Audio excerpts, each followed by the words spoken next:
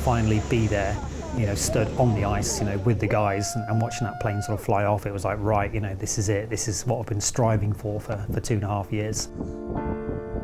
It's a journey few have survived, a coast-to-coast crossing of Antarctica.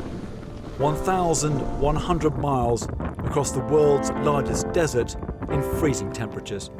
Spear 17 were a team of Army reservists, their plan to raise money for ABF, the soldiers' charity.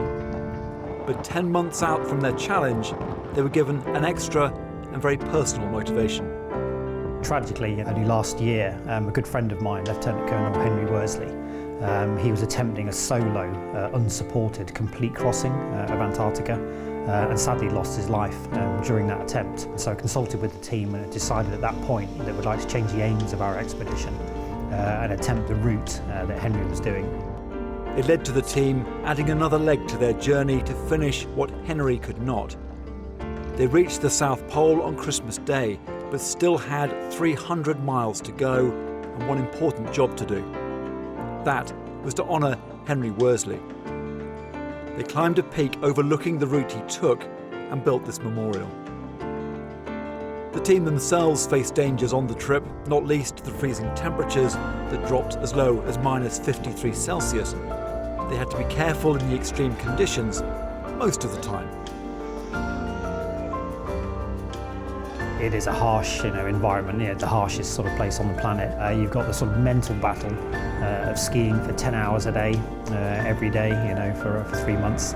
That's a real sort of challenge as well. The environment, the risk of crevasses, we're always concerned about, falling into crevasses. Obviously, we went to great lengths to protect ourselves, from frostbite, and we did quite well. We didn't get any major sort of frostbite injuries to hands and feet, but faces are always at risk. Despite their best efforts, one of the team was forced to end his trip at the South Pole.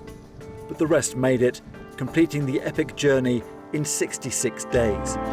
They are the first British and the first military team to complete a full, unsupported traverse of Antarctica. In the process, they raised money for charity, awareness of the Army Reserve, and honoured one of Lou's closest friends.